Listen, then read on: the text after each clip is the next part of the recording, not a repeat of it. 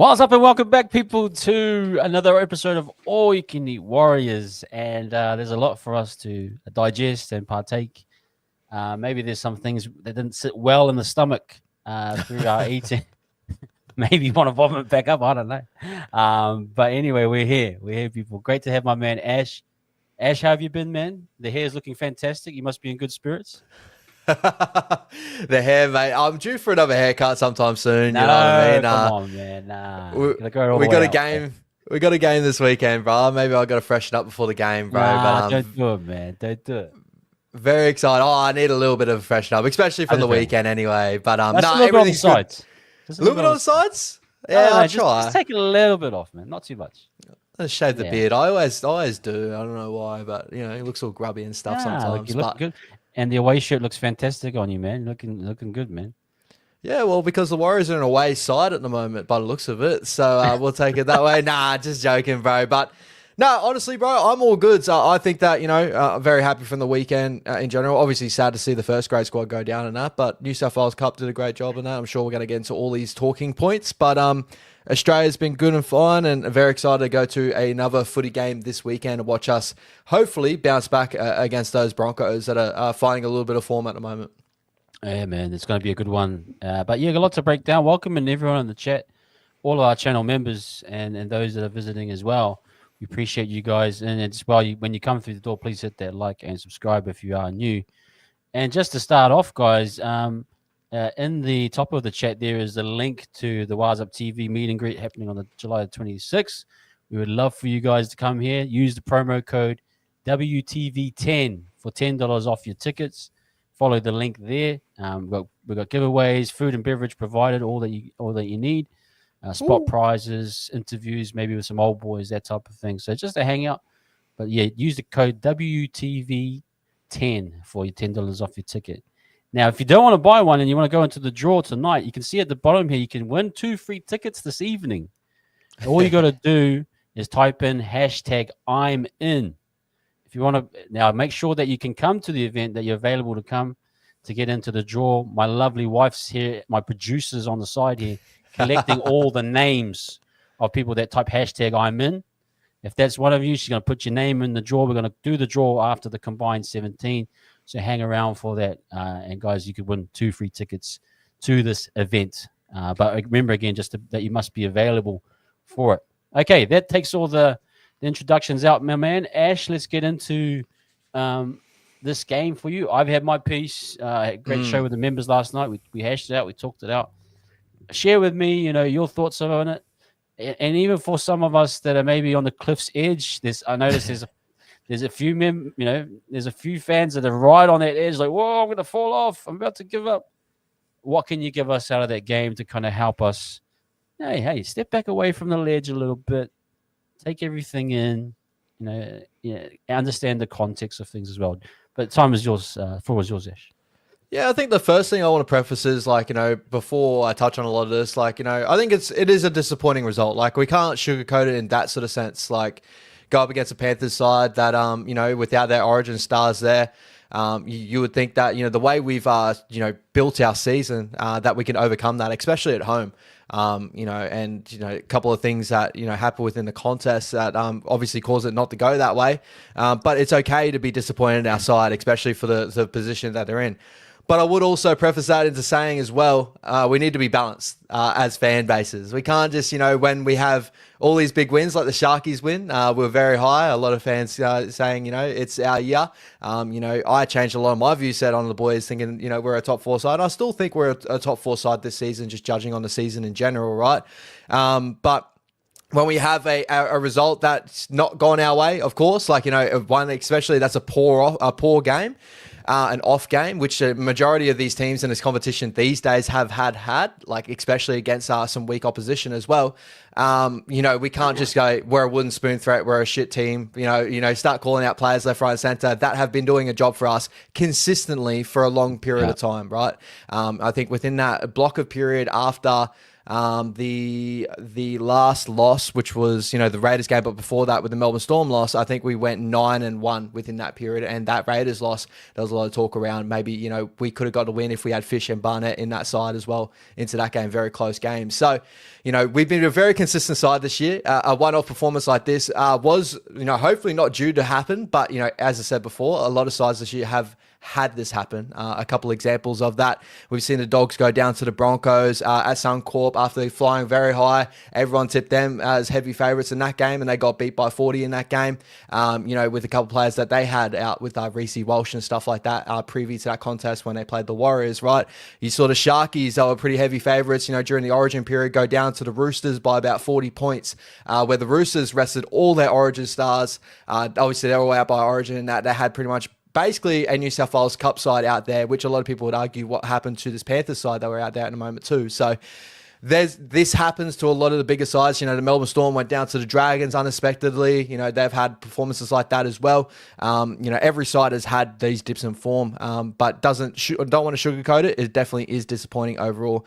I think the last thing I really want to touch on with this is we even within the poor performance, I think we got out enthused in this game. Like the physicality that the Panthers brought, I think Ivan really stuck it to him and said, hey, we got to go out there and do a job here, and really stuck it to these kids that they wanted to step up and leave their mark, especially the big boys out. Sometimes it is trickier playing those oppositions that you don't have a lot of film on, like a Brad Schneider, stuff like that coming in and what they're really going to do. And a couple of times they definitely caught us out defensively, which we weren't on the weekend, and we definitely can fix up. But I also saw a lot of things that still what we are doing well. They're still in there. A lot of things took away from that. Luke Metcalf running around with a quad injury didn't help us with our little bit of spark or a strike. Should have been better to overcome that for sure. But, we still had a lot of moments like Jacob Laban's game over the weekend. That was an incredible, performance that he had solely. I still thought that Fish took it to the contest going up against his big man, Leota. I thought Aaron Clark was still very, very good for us. Chance was very good with us, other than a couple of errors that he had in the contest. Roger had a couple of really nice moments in this game as well. I just think that it felt like a little bit of flat, like a little bit of coming off the bye. The boys weren't really, up to really compete in this contest. I know Webby came out and said, I don't think complacent came into it, but I do kind of lean on the side of I think the Panthers came in with a lot of energy, and the boys kind of, it took a little bit for us to kind of get in. And when things started to go into a little bit more of an arm wrestle, I think things started not to go our way. The tries of Alamonte with the bounce of the ball. You had Dallin Martinez-Lesniak go down with the injury where they strike straight through there as well with Tommy Jenkins, Scotty Sorensen, sorry. A lot of moments in that game where I felt like we could have had control, but due to a couple of other factors, we weren't able to gain back control. Again, not making excuses. We are a better side than that, as we've shown from this year. But full credit to the Panthers, the way they turned out over the weekend too. I thought they competed on everything, especially defensively, and they made it harder on our boys, and I'm sure the boys will learn from that for sure. Yeah, and it really is. I think it's one of those. It's a great game to have to remind you of the intensity of the NRL, just how much, if you're off by a percentage, and a team comes in stronger and harder, they can out enthuse you. Yeah, out enthuse is probably the bang on the right word that you have, Ash. And that I still, once you saw the players and that they're playing in form, it feels like they've still got quality players there in their front row, and they just were Kenny. They were all rock solid in the defense, and yeah, fair credit to them. Fair credit to Ivan getting them up for it. It was a perfect game in terms of, I suppose, weather conditions, slippery underfoot. It was one of those games through the middle. Whoever won that middle was going to really dominate. So I get that. What did you make of the injuries, and then I suppose the tip of the iceberg, or was kind of Tamati in the centers. Do you think that was the best scenario or situation Webby could have done? What was your thoughts on putting him out there in the centers? Yeah, for me personally, this kind of blows up my argument a little while ago with Tamade being in the side. Like it kind of it opens up the argument, but also blows up the argument that I gave to of I would have thought that in this position, and I understand the whole process. I don't like moving around our spine, especially when injuries do happen. But I would have thought Tamade maybe would have come on at fullback and pushed Chance into a center position. But maybe because the Chance's work is what he's getting through, they didn't want to throw that out of whack. But that's probably something that I would have looked at personally, throwing Chance into the center to stop the bleeding there, and then put Tamade at fullback and give us that added dimension from fullback. It probably could have led to a couple of different things. The other ones, obviously, with Luke Metcalf with the quad injury with the cork. Obviously, Webby was hoping that cork was just going to throughout the game, because corks are very interesting sort of injuries. Sometimes they can come good within a little period of time, or sometimes it can hamper a player through the whole game, which it was. There hasn't been any news out on the length of the injury. Obviously, we saw in team list Luke Metcalf still named, so we're still going off it. It is a corked quad. So things like that. Mratani Kure coming off with a broken nose, but being able to play again this weekend. So hopefully he's all good to go, but maybe the rotation got thrown out a little bit there too. But yeah, I think that for me, as I said, throwing out the argument of, well, that's what Tamade is in for. He can fill in those roles. I didn't think he was going to be at centre. I would have thought him at fullback personally. But this is why we have Tamade in the side. He was able to do that, fill in a role there. But personally, I would have put him at fullback. Yeah, agreed in many cases. I kind of got what Webby was doing, because CNK was on a tear. He's literally Superman against dominant penalty. Like he got us out of our own end for a couple of times out of the goal line. He survived. It was just a very I kind of understood that part of it, but you saw pretty much Alamoti kind of toyed with Tamari out there on the edge, literally, and it kind of put things out. And then the added thing was that Luke was pretty much down in that second half.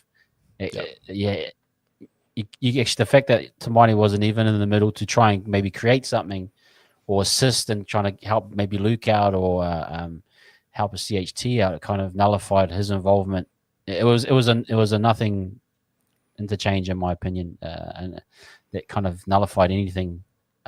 So yeah, it was really a kind of a difficult type thing, you know what I mean? So but hey, that's how they played it. That's how we went for it. You live to learn. Now you learn. Maybe Webby knows, hey, I'm not going to go to that again. That didn't work. So I think that's more that type of thing. It opens up, we learn from these experiences, right? When we go on those big win streaks, we can learn, but obviously, the boys, when you come off of wins and stuff, it's a lot harder to learn after wins, but it's a lot easier to learn after losses, right? When you're coming off of a loss, all the ugly things in your game definitely get shown to you a lot more than obviously when you're winning. Those uglier things don't look as bad. Again, when we look at the game, I think they were all very simple fixes for this game, for us to turn this one around. I can't really I think that you can make different reasonings to why our attack in moments probably wasn't as clinical as what it could be, especially when we weren't able to build pressure in moments as well. But a lot of that came off of some moments in defense that were uncharacteristic from the boys as well, where they lost a little bit of focus. And you kind of touched on before the stream, don't want to take away your sentiments, but it felt like a 2024 season to where we were starting to build pressure and then we just relieved that pressure with the line break, right? And I don't want to there was a couple of guys in this performance that unfortunately didn't have their best performances as well, especially jumping back into cup, and for the first time in a little while I've seen maybe something like that. But overall, we definitely can learn from this. We're still a top 4 side, and I still believe we are a top 4 side. This doesn't change my thoughts at all. It just honestly, it will strengthen us for the future, I believe anyway. The way the boys have been going this year, the way they're learning their lessons, they're still very connected. And as I said before, I still saw a lot of good things out of that game, especially with some effort areas and the boys still looking like they're connected as a group overall. It wasn't like it was just this performance where we just completely threw out just a real dog shit performance. It was one of our worst ones, but there was still some pieces of positives in there if you are willing to look for it. Again, not negating, very disappointing for sure, and I agree with the whole sentiments. It wasn't the Penrith A side for sure, but it's a loss. We are in a position where we can take a loss and we're able to learn from these losses. And it's good to do it now than it is, to other periods in the season, especially, come into finals. If we didn't have a loss like this in the finals, we could have come in with an ego check. And this is a very good ego check for me. Yeah, it's fantastic. It's a good one to. I again, people probably call me flip flop. I'm not flip flopping. What I saw in that Sharks game, that is what I gathered a belief from that game that I still believe in. Agreed. That we can go for a run here and still go for a premiership, but also it's just, I believe that this is a future now that we can build off of. Talk to me about the young guys like Aleka. You could probably say it had a different game. Laban, who I thought was fantastic. Mm-hmm. Dimitri had good moments too as well. Tennisdale Smith again, putting under the pressure of not having a spare interchange. It kind of takes away the foundation of being an X factor or a guy that really makes a big impact. What did you make of the young pups and their performances on the weekend? Yeah, first of all, I'll touch on the Leckers and Tanners and stuff like that. That had moments in this game for sure. Like I thought Lecker, in moments, especially on the run home, like he busted the line a couple of times, looked real damaging as always. I thought he brought his game. I thought Vaimonga brought his game as well. Like that run off the back fence, like he just brings a ton of energy through the middle. Tanner with those moments. If he knocked the ball out of Blaze Talungi's arm in that moment there too, oh man, I would have been singing his praises as well. Like it just shows those little efforts that he does still have in his game defensively. I still love about him. But the main man I want to talk about, Jacob Laban, bro. You guys already know my thoughts on kind of, not to say like where I rank these young kids and who I believe is the better one out of a lot of them and stuff like that. But Laban's growth in his game has come really, really quick and really, really fast. I think his defense has just grown tenfold. His aggressiveness to take it to the contest. He's willing to take it to players. But I love that competitiveness he has in his game right now where, when there's a line break, he's the first one chasing back. And it looks like, he reminds me of he's got a lot of what Capewell kind of has in him as well, right? He's a player that seems to pop up everywhere, pulls off a dominant shot here and there. I thought there was one of his better games over the weekend. I love how we're turning him back in towards the ruck. It opens up his game because he is an awkward tackle being such a big body and such a lanky frame. But very, very impressed with his game of the weekend and how much he's grown within a short period of time for me anyway. Yeah, man. I just loved his movements. I love seeing him go underneath. I love seeing some of the lines that Try scored. I just think there's a lot of growth in these kids, and it's good to see it amongst a poor performance, but to see some individual brilliance was fantastic. I just want to quickly check now to a guy. Let's just call it what it was. He had a very poor performance. Yep. MGT. Was the moment too big for him? Was he just out of sync? Was he with an edge in, say, Dallin that just wasn't accustomed to? I'm thinking of mainly the miss on Casey McLean, kind of dived early and Casey just fended him off. And there was even for me, I was disappointed with the tap back from Pompey. Like he should have been expecting that, and he got a falcon. Just some things I was like a bit miffed about, just his concentration. What was your evaluation of MGT, and does that kind of say, maybe that's why he's going to the Souths, or how does that impact him moving forward, even if we need that depth in the centre position? Well, it sounds a little bit harsh, but what it does kind of show is the reason why Webby has chosen like a Capewell or something like that to fill a spot when we have been down on that centres, and especially on an edge at the moment that we seem to be going through a merry-go-round of players that are getting injured on that edge. So it seems like a new edge every week, more so, you know what I mean? We got Capewell that fills in there very nicely. We got Rocco that's filled in there. Ali started the year there. Dallin's been in and out with injury now, as we've seen. So it's an edge that is the cohesiveness with the inside men's probably not there 100% just yet, right? And MGT getting thrown to the game, where the Panthers are competing for everything. I think that some of the decision making he made in that center position was pretty lackluster for me. I do think that some of the times these inside men definitely got caught up But as you know, and as our system does say, and I consistently says it, our system builds everything off cutting down time and possession.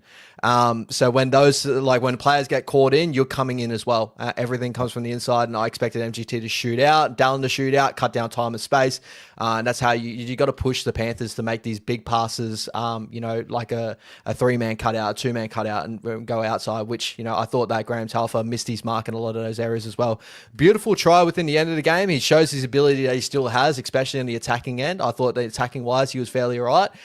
Just defensively, is still a lot of things to work on, and I think this is something that he's been working through for a little period of time now. I think fans are starting to notice, but still a great potential. I'm sure the Rabbits are still going to be very happy with what they're going to get there over time, but you can definitely tell he's still a young player that's still working towards where he needs to be as a first grader.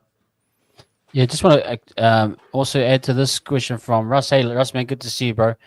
And hey, lads, thanks for the content. Does anyone know our offloading stats for the game? I can't recall many, if any. Def heard us maybe post by we were a little too conservative. I don't think we warranted the offload game for me personally, Russ. I thought if you looked at the tackles, that the majority of the tackles that the Penrith came in with 3 or 4 guys, they had such intensity that it was tough to win in the tackle. They wrapped a lot of things up. There wasn't really any loose arms to be able to offload, from my opinion. I give credit to probably Penrith for having that steeliness and defense. Can you equate it any other way, Ash, for us there? I think that for people out there, try and make notice of when we start making our offloads and when we start opening up our game. So it takes a little bit for our game to open up.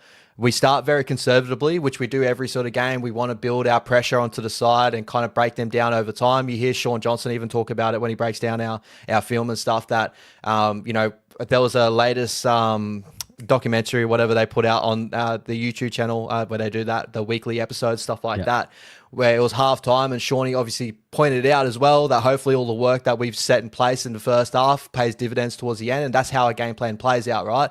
Usually our offloading game comes a little bit later when the ruck's a little bit broken apart, the teams are kind of, their spacing starts to be a little bit off due to fatigue in the contest, and that's when the game opens up. We start playing a little bit more flary type of football. Still not a flary side overall, but that's when we open it up. It usually starts off with a solid base, and I don't think we ever got to really start in that solid base in this game. I felt like every time we started to, we ended up relieving a lot of pressure with our defense, because we play a game that's very predicated on balance with defense and attack.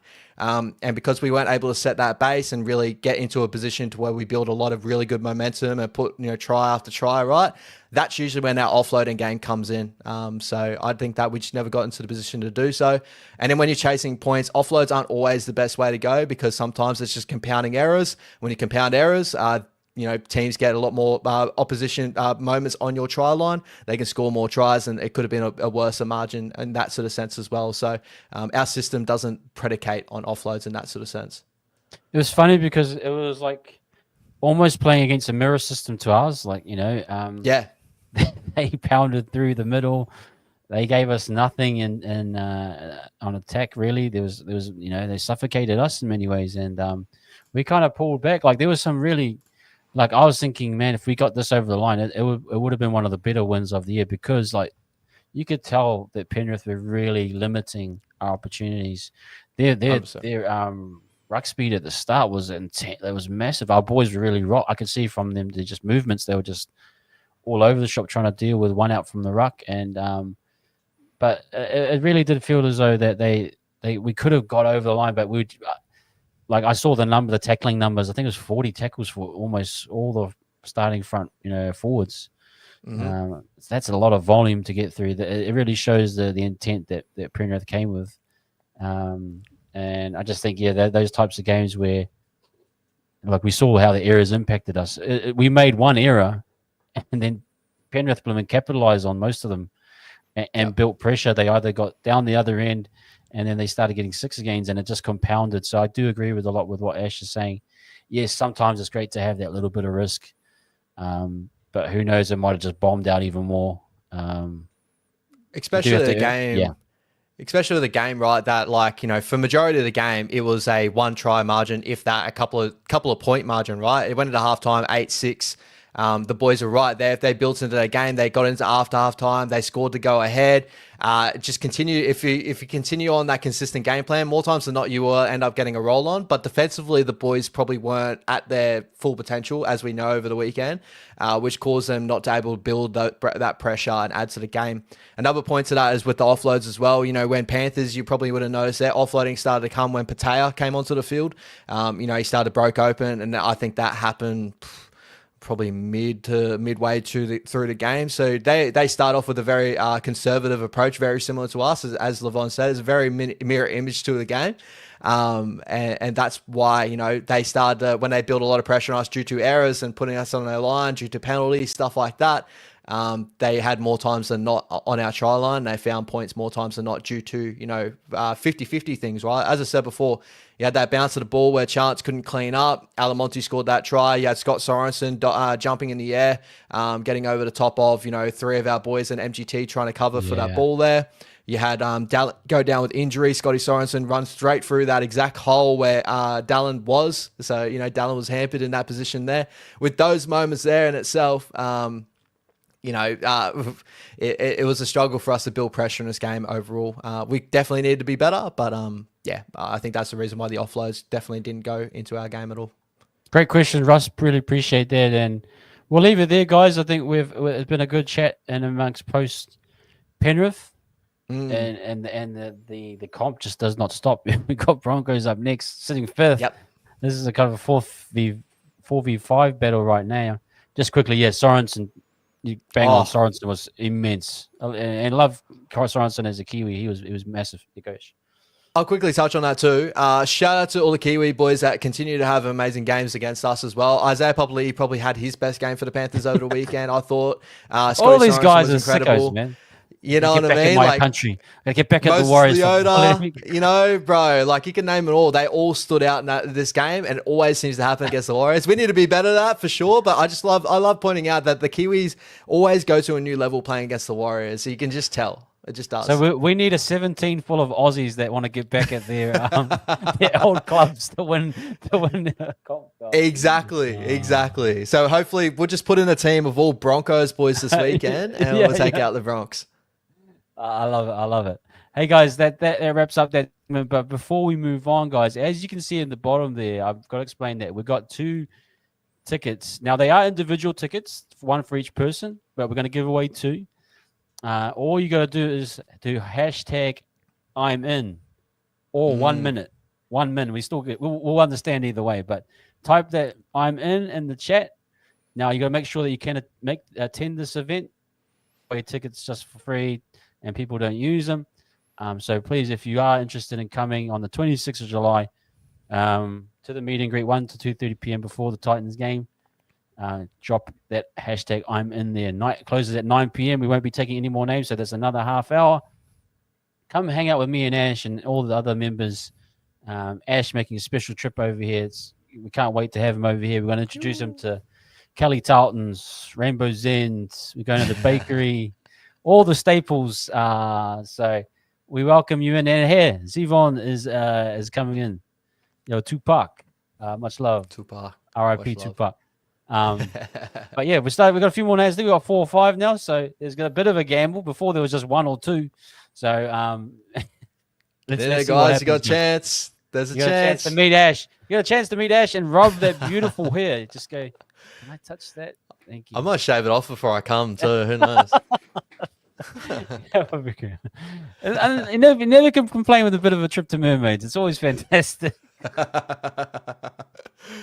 the Bond, bro. He asked me, he goes, where do you want to go seeing that? And the first thing I said, I just want to go to Auckland Zoo, bro. I don't know what it is, but I just love going to see animals and stuff. So yeah, for those that know mermaids, you know what I'm talking. Not the Kelly Tarleton's type, but for sure. Okay, let's go into here now, man. Teamless Tuesday. It's exciting. You know, it's always good to have a teamless, and especially this one here. We've got, you know, a few changes, which is great. Yeah, you know, calling on depth. It's that time of year again where we do have to call on our depth. But it is what it is. Now let's go and just quickly look at it. Obviously, Chance, and he's playing at an extreme level, isn't he, old Chansey boy? He Um, is. Ed Cossey's come in for Dillon, which we'll discuss that probably first off the bat. Pompey's there. Rocco's back as well. That's another one we can talk about. And Roger. Everyone concerned about Luke Metcalf. He is healthy, guys. He's healthy enough to play. I suppose that they've figured that out, that he's there. And Chanel. Then you got Fish, Wade Egan, and Marata. So Marata doesn't seem like it was an HIA. Maybe you're saying it was a broken nose. Maybe they put it back in place. Give him the old mask, maybe the old Phantom of the Opera. Or the LeBron. Who is it? I think of all the people that wore. So LeBron wore one. Kyrie, Neymar, I think, had a mask as well. I can't remember. But there's a few of those people. Yeah. I'm sure Morata's done this before too, hasn't he? Has he? I'm sure he has for us. I can't remember. Yeah, I'm sure he has. The cream of Dulce. We need to get the glasses on or whatever. Go WWE, bro. Get a Kane mask or something out there. Make him real scary. You know what I mean? Get a Kane mask on. That'd be fantastic. I mean, Kate Wire's back far. Just on a side note, now that I look back on it, man, we really miss Kate Wire. He's been so good.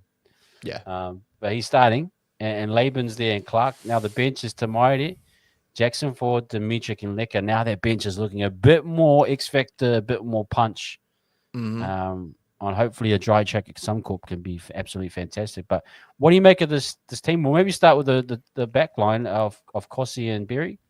How do you think they go? Is it the right for actually Kossi when the argument could be we're going to go for and actually a Tane who's proven himself to be well? Why not Tane or why Kossi? What's your thoughts?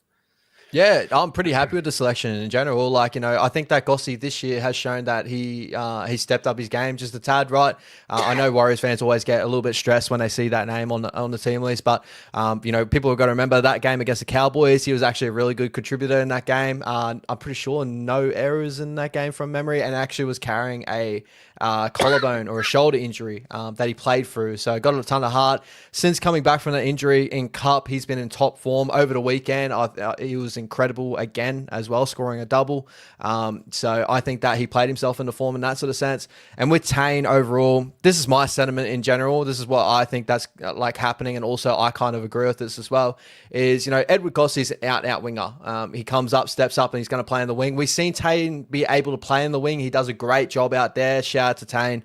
But Tane is a fullback, and I want him doing reps in fullback, right? Especially for our system. If there's any injuries that come from this game, we want Tane doing reps at fullback in New South Wales Cup level. So when he steps up, he's having reps in that fullback position. That's in my opinion. I know a lot of people will probably argue it shouldn't be too much of a difference from wing to fullback, but there is, especially when you're sorting out defensive line, calling out numbers. Tane can do that for sure, but it's always good to have reps in these positions as well. He's also named in the extended, so it may be a late change, but I probably would say that we're going to keep Gossi there as well. And lastly, on the thought, he's only just coming back from that HIA from that high shot too, so it may even be up in the air whether he's even going to play New South Wales Cup. He might get rested for another week, even though he's fit and ready to go. Head injuries sometimes can be a little bit of a tough one there too. So I agree with all these changes here. I like them. I think we're a stronger side by looking at it. Rocco Berry is a big one as well. I love seeing him back there. Hopefully he's fit and ready to go. I think that's the only nudge on Rocco at the moment is he can pick up an injury. Hopefully he's fit and raring to go because we do need someone that's going to stay in that right side center spot for a long period of time to build a combination. Yeah, I think Rocco, we more than need him right now. Yeah.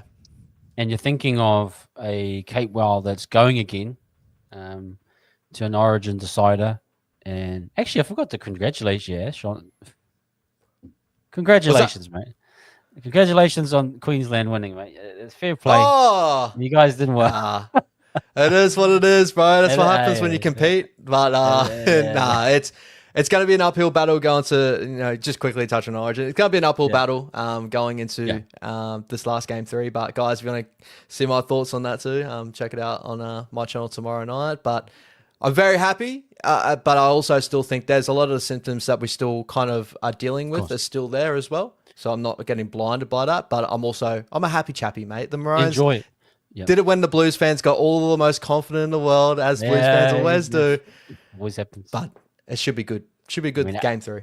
Yeah, nil penalty count. That happens. Oh, I I'll hate get that it, fine. argument, bro. I hate it. There is six against, boys. If this was old school, the six against would count to a Yeah, penalty count.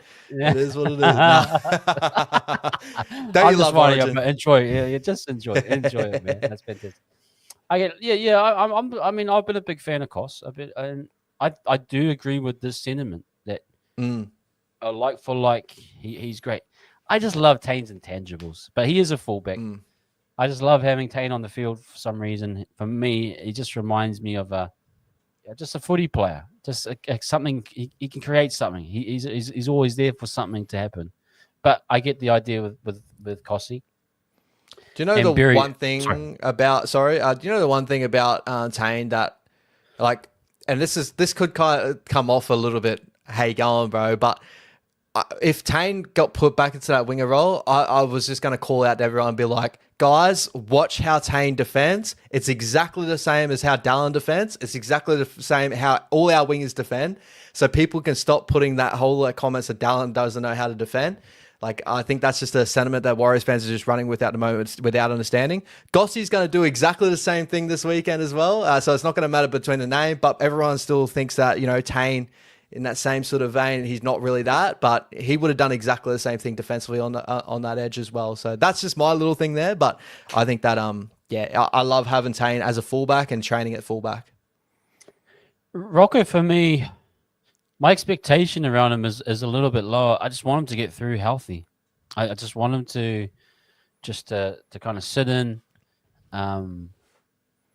just get through a game. Complete his tackles, his kick chase. I'm not really expecting much from him. He's already had 2 to 3 injuries this year. Just want to let him find his feet. So just that's really, for me, that's really what it is for him. Yeah. I think under that proviso, they should go all right. Yep. He's got, having Capewell out there. I'm not sure if we have Laban, but just having a bit more of a steady team with Capewell involved and everyone, I think, being more locked in. We know they Agreed. came in flat. I think everything should stabilize itself. So I'm just expecting Rocco just to do his job, and just hoping he stays healthy. But we do need him. I mean, we said to put him back in cup. How quickly things can change when you have a few injuries, and it's like, no, man, we need you to. We do need you. You know what I mean? Yeah. It's not quite. Just. Oh, bro, I'm right there with you. That's the biggest thing on it is like, that's probably the most frustrating part is, people always complain about defensively on that edge as well. And it doesn't help when you have a center that's not there week in, week out consistently as well. And, not just putting that on Rocco. I think we just had, unfortunately, we've been testing on our depth within our centers and our wings in that position. So, shout out to Rocco. I'm very excited to have him back. As it pointed out, I'm pretty sure Tarns pointed it out because Tarns absolutely loves Rocco as well. Our kick chase is going to be on this weekend, especially, having Capewell, Rocco, these sort of boys out there. They do a great job in that area. Yeah, man, absolutely. Let's get to I see in the chat, everyone's mentioning it. Luke kind of had a bit of an injury. We understand that. There is a sentiment to maybe give Tanner Boyd a shot this week. If that was the case, is this a good spot to put him in right now, Tanner Boyd? And would he do a good job? What's your sentiment on the Tanner Boyd chat? In the chat, everyone's saying, even if Metcalf's a little bit nicked up, let's preserve him and give Tanner a shot just to see what we've got, type thing. Yeah, there's definitely food to that thought. I always sway towards. I think the coaching staff and the health staff will. They would know probably best overall. If there's any risk on a guy like Luke Metcalf, who we got a lot of future in, I don't think they would risk it if there is like something that could go wrong there. I'm probably looking more at a sentiment. I do think it's probably a cork if he's going to get named. He's going to be continue to be played through. There's not been any news out there about it, so I'm still going to run with that sentiment that it is a cork, and that's why I'm okay with him playing. Like, he can free up from that cork over the weekend. Get through his training reps and he'll be okay. So I'm happy with that in general. If he was carrying any little niggling injury, 100%. We could look at putting Tanner in there and he'll do a great job for us. But I think if he's just got a cork and he's ready to go, keep Luke in there because he'll keep doing the job and he's still hunting for a Dally M at the end of the year too. But nah, bro, I believe in the coaching staff. They'll know the best course of action. I think it would be so stupid and silly, and I don't think that too many NRL clubs would do it on the knowledge that he is carrying an injury for him to put out there. Luke Metcalf in general, who has dealt with this. Yeah. Look, it's out there. I mean, Tanner is in that mix, guys. So we never know with a 24-hour cutoff. They do some fitness testing. Things can change, but until that point, I back Webby and the medical staff that they'll make the right call. Let's move now into. Look, Kate Wire's come in. They've kept Laban there actually, and Lecker's gone to the bench. Is that a diminishing element of Lecker, or is it saying, look, they've dropped them out at times to the bench periodically, when they can. What does that moving him to the bench signify to you, and why actually keep Laban starting there? What's the whole view of that change Webby's made, in your opinion? Yeah, I think it's just predicates on their game and how they play their football, right? Like when I look at a Catewell or a Laban, they're more of their longer minutes. They'll punch out, decent defensively. That they're always, they're holding into the contest for a longer period of time. When you look at someone like a Lek Alasima, very explosive, right? You want him to come off the bench, especially with tied forwards, and just break open the game. I think a lot of Warriors fans, when they sit early part of the season, people obviously waxing lyrical about, Lek Alasima's impact from the bench, and they kind of did miss that for the period where he was playing 80 minutes, even though he was playing a different sort of game with the 80-minute games, and I still thought that was a very strong game for an edge back row than what he was playing. I think he can do them both.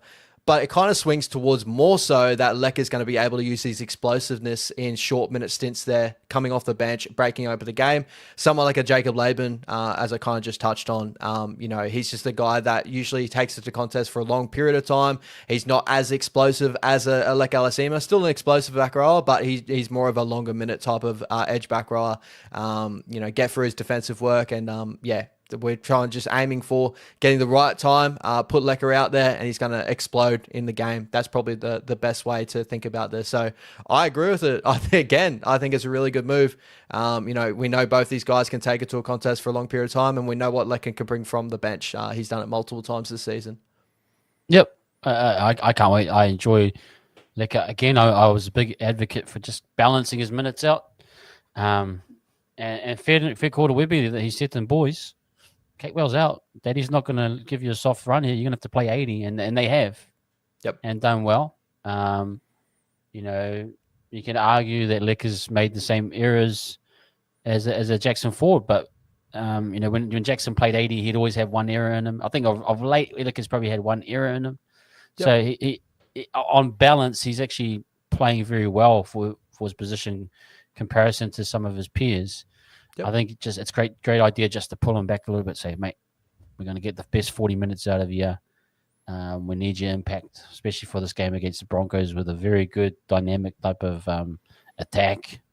Forward pack that can move around. So, it's one of those ones, I think, personally. It makes our bench look really, really strong. A lot of impact comparatively to the Broncos bench. Like, they've definitely got some impact there with Xavier Bullison and that.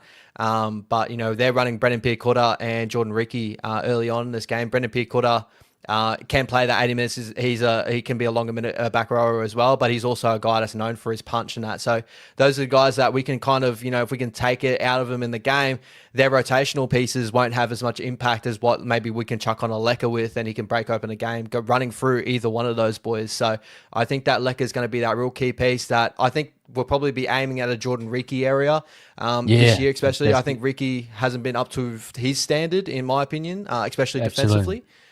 I think we can catch him out, or we can get him one-on-one with that Ezra Mam if we want to go that way. Bring off Jacob Laban, who I think will be on that edge, and put on Lecker and get him running at Ezra Mam. I think that opens up a lot of options for us as well. Yeah, man. No, absolutely. Tanner Smith, he's going to be playing in that tweener role, just in between, bouncing in and out, I suppose. I had no real issue or gripes with his game on Saturday. No. Yeah, but this team looks a little bit more deadly, packing a bit more punch. Yeah. That's cool, guys. I think there's not much to do there. I'm not going to do the whole Tamaide. We've hashed that out. Webby keeps selecting, guys. We're not the ones making the decisions, but um, that's that catch-22 with that kind of spot, and I think there's no more need to really flesh that one out too much. But you're pretty much happy with that, Ash? That squad? Yeah, I love Yeah. it. I think it's Best we one can of our do. strongest squads. Yeah. Yeah, especially comparatively off last week, right? I think that, coming to this one, Capewell's a massive win for us. Rocco coming back into the centres is an upgrade there, in my opinion, especially defensively. So I think that, bringing Lecker off the bench is going to be a real key piece, especially with Dimitri. If we get all that right, I think it's a very, very strong squad to take it to the Broncos, who have found some sort of form at the moment. Yeah, we're going to just track now to the Broncos. And just before I do that, I just wanted to give a shout out to my bro, 40. He came in early on the stream, but I forgot to bring this up. But 40, man, good to see you, bro. This is a man that I met at the Warriors games. He was a season ticket holder and always hung out in the North Stand, and been a fantastic guy to talk to. And great to see you've gone to Perth, brother. And hope you're doing well over there with your whānau, no doubt. But hey, much love to you, man. Thanks for dropping in. We really do appreciate that, brother. Thank you, my bro. Okay, let's go now to the Broncos again. The massive talking point has been Madge, the preseason trauma. Elijah Taylor Marquee, as he used to be called in the NZ Warriors forums back in the day. He triggered the sacking of Marty Tapau. If you like a video from someone that is in against the comp against the powers that be, you can find yourself on the other side of the team. Then you bring in an Ezra Mann. We know what's happened there. They've had some lackluster performances, but they find themselves in fifth place. Yeah. And Reece Walsh is back, finding form. What do we make of this Broncos team, bro? What is your read on them after what you've seen from them thus far? Yeah, inconsistent, but still dangerous. Like, they're a side that, just with those names they rattled off on the paper, like, individually, we know what they can bring to a contest. Like, I think that Ezra Mam, since jumping back into that jersey, hasn't really put it wrong for me. I think defensively, he's still obviously a liability in moments defensively, and I don't think that really can come out of his game. We've seen players like James Maloney and all that always deal with defensive issues throughout their career. But, still the attacking ability, he's still able to, hold his spot, and he does a great job there. Well, with the Broncos, that worries me a little bit as well is, I've always said with the Broncos, when they play their best football is when they play direct football. When Reece chooses run first and play off the back of that, which he did over the weekend with the Sharkies, especially getting back into the contest, he chose to run first and that opened up his cutouts and stuff like that. And Ezra Mann running off the hip of Payne Haas at times, where Payne's pushing through the line, a nice little offload. That's what Ezra brought to their game as well, which I thought they were lacking with Ben Hunt. I think with two halves, they started going two sideways and started to try and go around teams instead of just playing through them, especially with the forward pack that they bring. So they're coming off two good wins on the trot, a bye in the middle of that.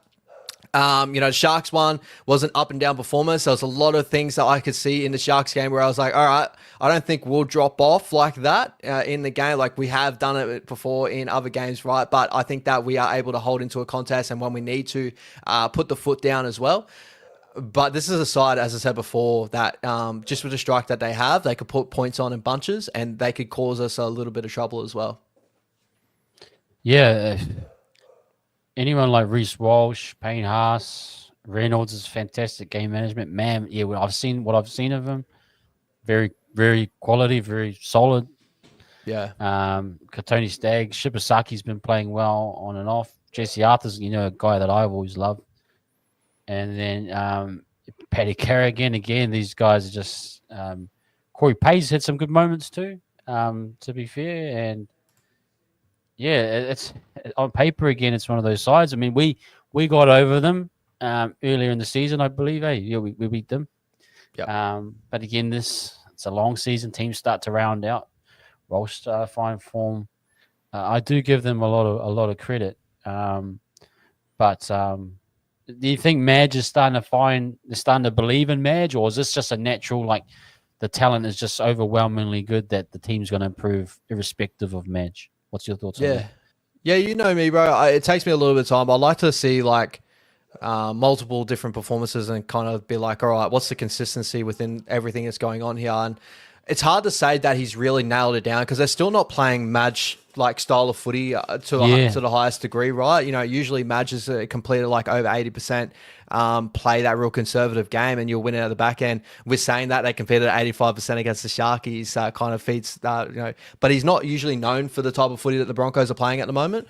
But I feel like the last couple of weeks, what I have noticed is the boys competing just a little bit harder in areas as well. I think the one key name I wanted to bring up as well with this is Katoni Stagg's form and how the Broncos have changed back into their areas as well. I think that he's probably had his back-to-back best performances of the season, and it shows how much impact that he has too, being another strike weapon they got on that outside. I think defensively he's done really well, shutting down a lot of players and putting Hurt into the outside centres. He's kind of showing what Madge kind of wants out of his side. And I think that's like bleeding into the side a little bit of just taking it to the contest and not really caring who's on the opposite side, just dominating them. So yes and no, they are showing periods where they are, and then they're showing periods where they've just completely fallen off the pace. So I'm kind of banking on hopefully after two big performances there, they find a little bit of a flat moment again with us. But yeah, it's hard to really read on the Broncos this season. I don't think they're going as bad as what a lot of people say they are, but I also don't think they're going to go as good as when they win, when Broncos fans hear they win. They think they're premiership threats again. So I don't think they're just there yet either. Yeah, great call there, Ash. So we're going to go now into the combined 17. But just before I do, again, last reminder, we are closing this off at 9. So that's in 6 minutes. If you do want to go in the draw to win a ticket to the meet and greet coming up on July 26th from 9 a.m. from 1 p.m. to 2:30 p.m. with my man Ash and myself and all of the other Wise Up TV followers, members, anyone really. It's going to have food and beverage provided for you guys. We've got spot prizes, giveaways. We've got a goodies bag to give to you as well when we get there. We're going to have little games, activities. Hopefully one of the old boys comes through just to say hi. It'd be always good to see the old boys. But that's the type of event. But yeah, chuck in hashtag I'm in the chat. We're going to close that off at 9. And then we're going to do the draw after the combined 17, guys. So we're about to get into the combined 17 now, but just hit that I'm in if you want to come in before we close that off. And we'll get into this combined 17 now, man. Let's get it, baby. And big shout out from Lance saying, just to interrupt, Ash, you are the man with amazing analysis. He absolutely is, people. Thank he you, absolutely is. He's fantastic. He's absolutely fantastic. And catch the show on Ash Tombage on YouTube with Brody tomorrow night. I think 7:30 New Zealand time or 5:30. Is it usually on that side of things? Yep.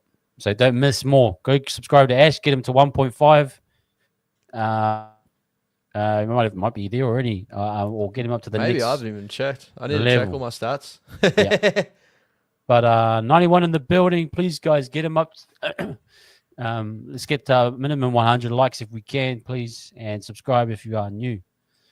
Okay, let's do this combined 17. Let me just get up my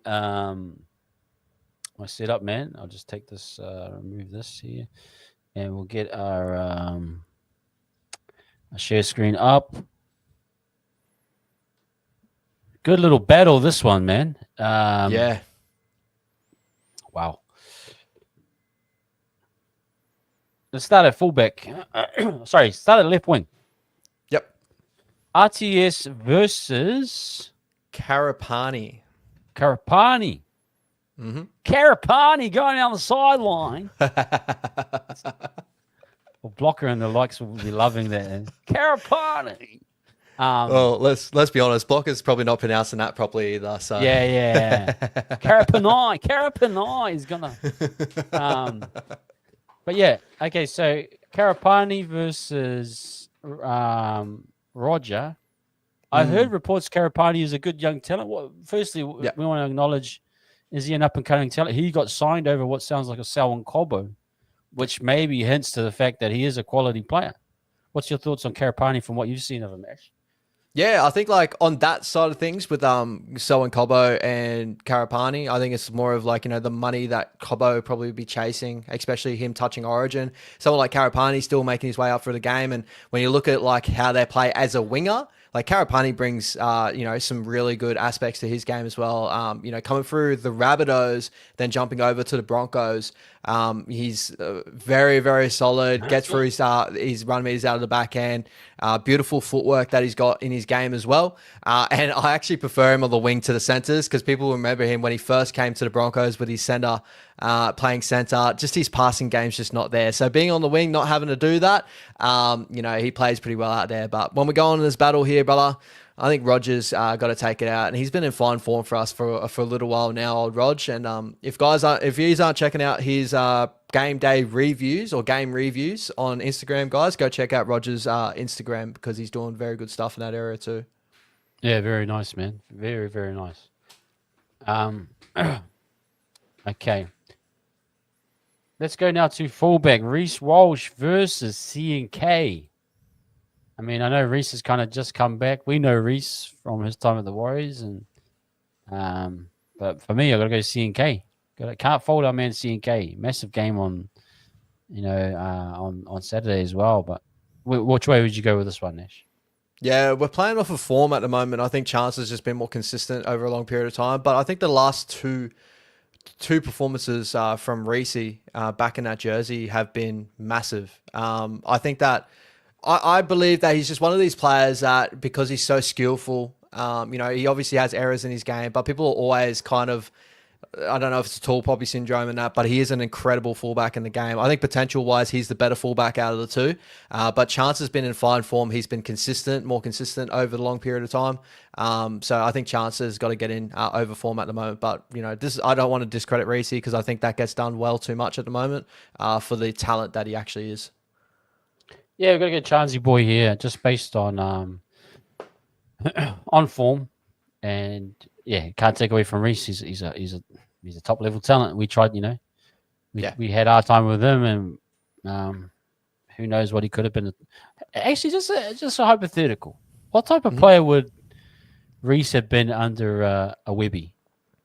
Would he have been as dynamic and free ranging, or would he have been way more like kind of? He might have been an extra half in many ways. He could have been used so differently. How do you think Webby would have used him?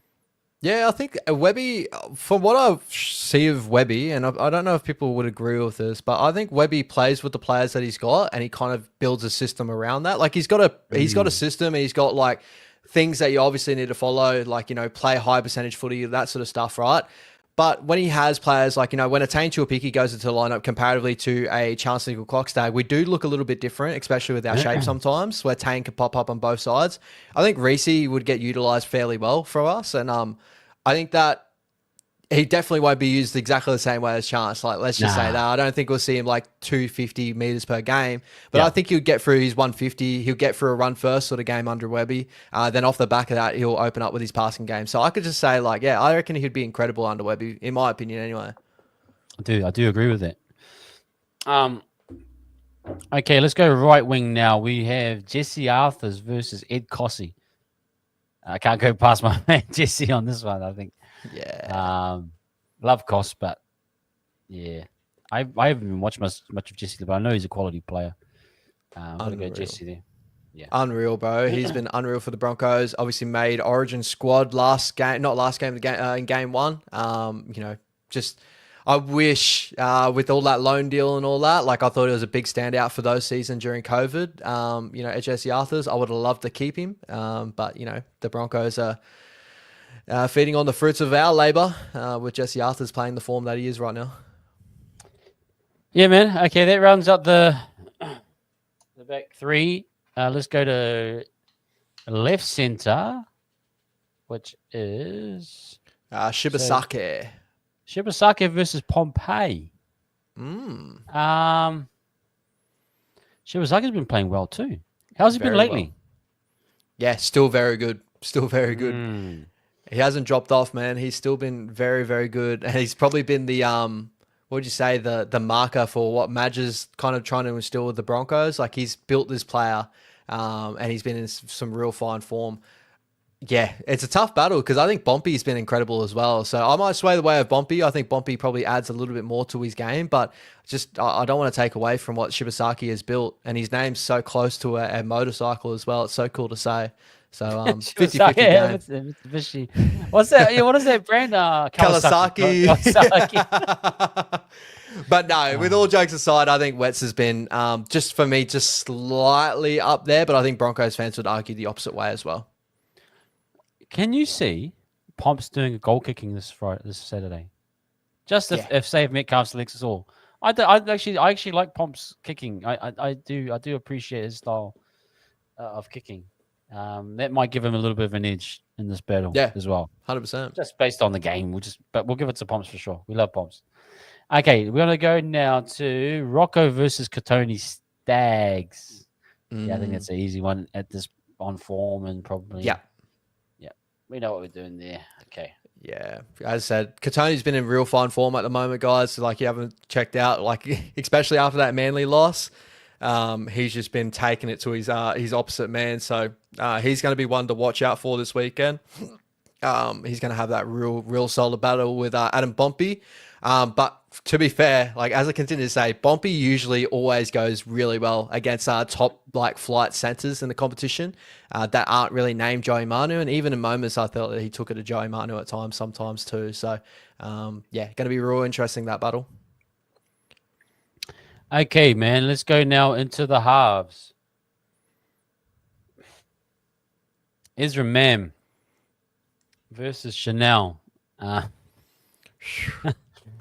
Ezra has been playing well, but far out, you got to give it to Chanel just on form. I did think Chanel made some poor things on Saturday. I thought both halves lacked a little bit, but you can't really take that away from them in an overall and current form too. I think they're still been in a high level. Mam has those defensive deficiencies, but he is a great attacking player, isn't he? A support play. All of those things, but I've got to go CHT. What about you, Ash? Yeah, I feel like this is a real close one. Like, because as you said there, like when you look at defense, I'm going Chanel all day of the week. But when you're looking at attacking football, I'm probably going Ezra all day of the week. I think Chanel is an incredible attacking player too, but like Ezra, I believe is just on that upper echelon of attacking player, right?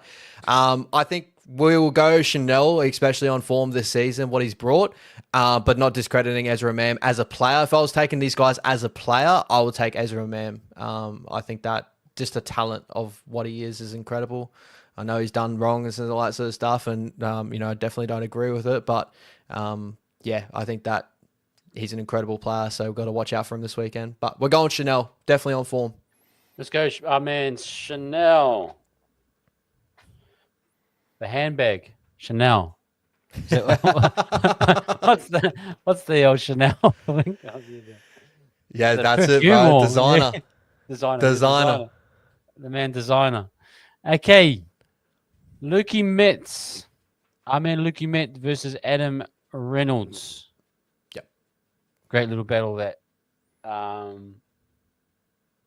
Reynolds for me is a great player. Far out. But I'm going to go Metcalf for me personally. But you probably watch a bit more of Reynolds and where he's at. And look, he's a better half currently in terms of his total game. We understand that he's he's an experienced guy. It's that type of thing. But I'll lean on you for that one, Ash. Which way would you go, Metcalf or Reynolds? And we'll go kind of current form too. You know what I mean? Yeah, and with that sentiment on current form, Luke Metcalf definitely has had the better season. As an overall player, like as a halfback, I think Adam Reynolds has shown probably a little bit more class in certain areas of his game because of how experienced he is. But he had a little bit of a down form, especially with the Broncos finding a little bit of down form there too. That Seagulls game was probably one of his worst ones there too. So we'll go with Luke Metcalf at the moment. On form in general, but like as you said before, when we're taking an out-and-out half, at the moment I'll still look at Adam Reynolds as the superior halfback. But yeah, on form, Luke Metcalf. Yeah, we'll stick to on form. It's only fair and right to give it that thus far. Okay, man, let's go to our middles. We have our middles and lock. We'll do all three of them. Fisher Harris, Murata, Payne Haas, Corey Jensen, Carrigan, and Clark. Shivers, that's a tough one, isn't it? There's someone going to miss out. We'll probably stay with Haas and Fish. Yeah, that's a definite. Carrigan and Clark. I'm going to go Clark. I'm going to go Clark just on form. Well, again, when you add in the origins and things for Carrigan, it does bump him up there, doesn't it? Yeah. It gets hard to take away from him, but I'll let you decide that one, Ash. I think Fish and Haas is a very simple, clear cut. But Carrigan, where does he fit? And Clark has been playing consistently well too. Yeah, like for me, like when we make this argument, like again, we're going off form. I think Aaron Clark's been one of the most informed players of this year, consistently. Like he's been incredible. Paddy Carrigan's been up there as well, and I feel like his season's kind of been maybe underrated a little bit due to Payne Haas's season, because Payne's been absolutely incredible for the Broncos. So it sucks to have to leave like Paddy out, but I have to go Aaron Clark on form at the moment.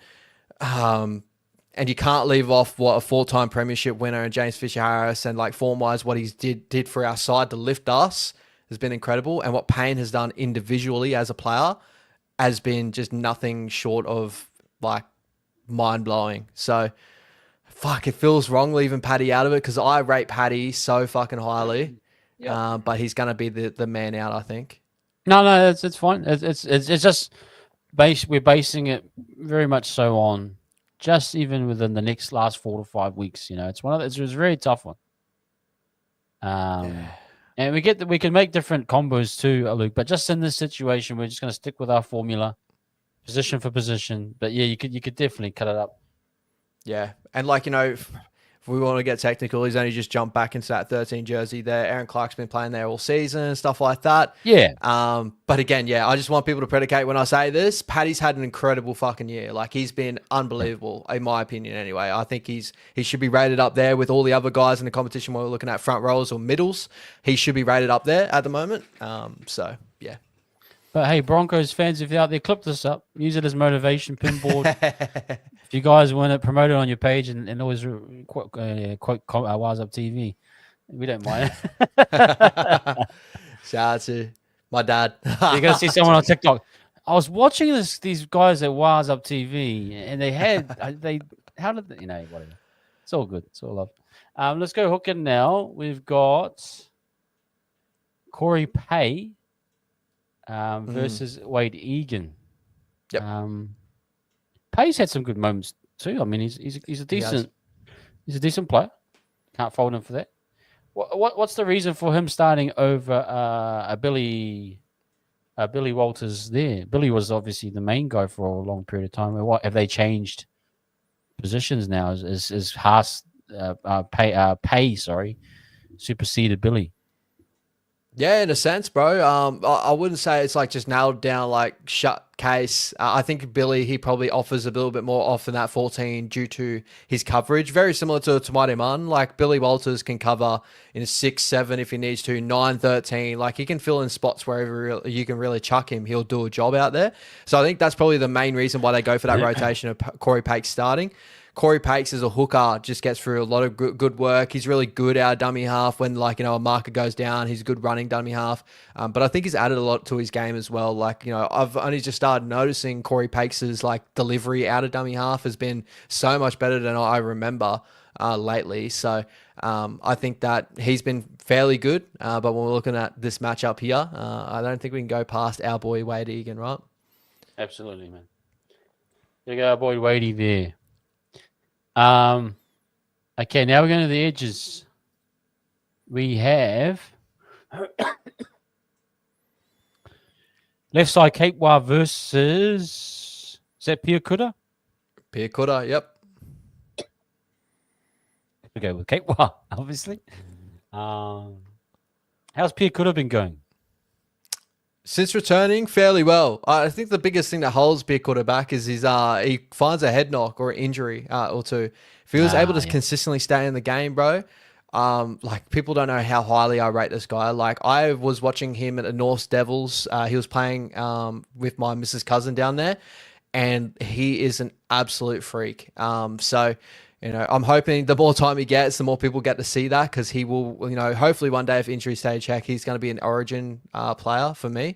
But yeah, at the moment, yeah, Kate Wiles in just some fine type of form, and I know Broncos fans are looking over that fence and going, "Oh, is this the Kate Wild we knew?" Because this is a whole different Kate Wild to me.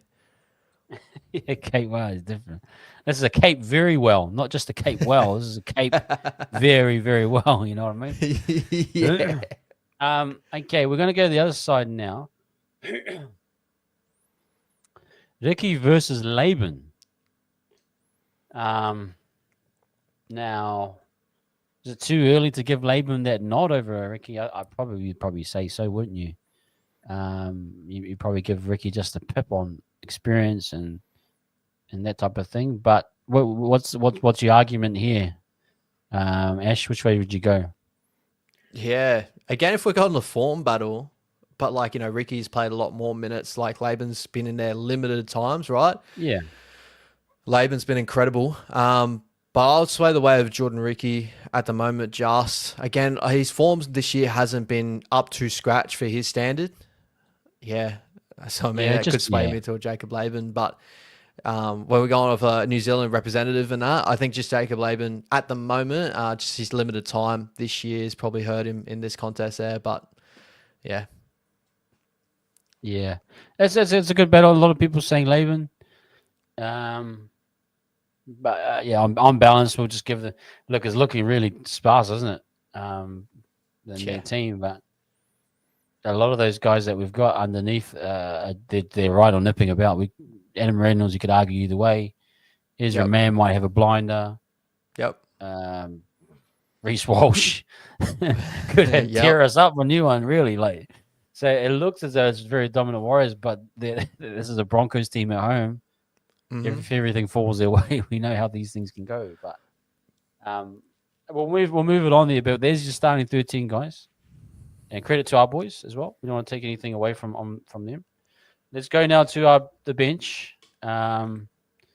They have Billy Walters, Kobe Hetherington, Xavier Willison, and Jack Gorzelski. Tamari Martin, Jackson Ford, Dimitri Vaimahonga, and Leka Halasima. I think if we're going for that 14 role, I've got to give it to Billy Walters. Would you say? I think he's just the more natural fit. Would you go with the 14 over Billy Walters? Yeah, yeah, because he's definitely a better hooker than what Tamade Martin is as hooker. 6 and 7, I'll give it to Tamade. But the ability of Billy Walters to be a hooker rotation probably adds him for me in that utility role. So, yeah, we'll just sway the way of Billy Walters there, I reckon. No, we don't have to go Or with we don't have to go that way, for, no. yeah, but just I wanted to kind of match Between out two. those two. I'd probably say Walters wins that battle. Yeah, So let's go with a four-man bench, a four-forward bench. Sorry, so that kind of puts us in the Hetherington, Willison, Gozelski, Leka, Dimitri Ford kind of range. yep. Well, I got to put Leka in there. Like for it's impact. definitely there. Dimitric's definitely there. Dimitric's, well, yeah, I agree with you there. Jackson Ford for sure is there. Jackson Ford, yeah. Over Hetherington's not really. They can't workload. I don't think they're up matching a Jackson Ford, eh? Yeah. Really? Willison's a bit hit and miss. Jakowski, I don't really know about him. I'll But take maybe Willison from them. Yeah, for sure. That wraps it up. Got no issue with that bench, actually. It's a big 4-forward bench, you know. Boys and fielder in the middle and play on an edge. All those guys have the ability to do both. So that's crazy.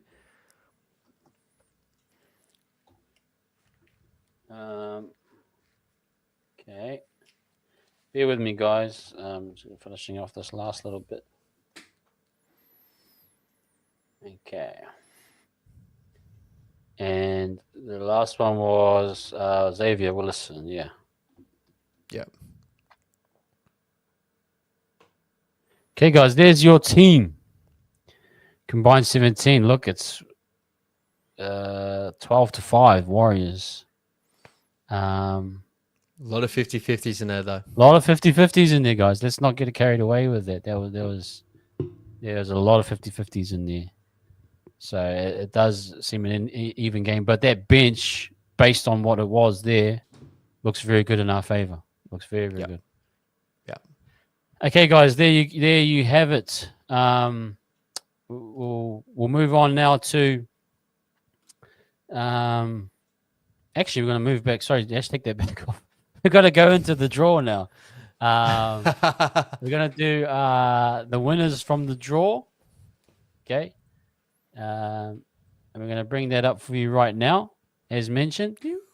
Okay, here comes the share screen. And first, you want to thank my lovely wife for getting this all organized. So we got Zevon, we got Darren Fortune, we got Russ and Lani. We got Nylands in there. We got Valence Smith, Hot Tuna, and Soul Nice Heartbeat. Okay, so what's that? 1, Lovely 2, 3, names. 4, 5, 6, 7. Looks like about 8 people in there. Okay. Let's go. We're going to get the first winner. Here we go. Drum roll, please. Can we bet money on this? And your first winner is Nylan. Nylan, Let's my friend. go. You have won a ticket to the Wise Up TV meet and greet. So everyone that has won, Nylan, can you email me at wiseuptv@gmail.com? I repeat, wiseuptv@gmail.com. I will send you through your ticket. Okay. Thank you, Nylan. Congratulations on our first winner there. Put your bets on. Actually, just do a last bet. Who in the chat? I'm not going to give a free ticket, but put your bets on. We've got Valence the Smith, Hot Tuna, Soul Nice, Zevon, Darren Fortune, and us.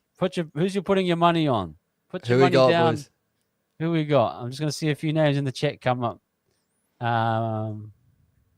Nothing's come up yet. Okay. 100 on Zevon for the Soul. And while Soul shares the same name, actually. Soul Nice. Okay. Bit of Soul Nice, bit of Zevon in there. Bit of Hot there, I can see. There we go. Bit of, yep. Okay, here we go. In 3, 2, 1. The last ticket to give away for the Wise Up TV meet and greet goes to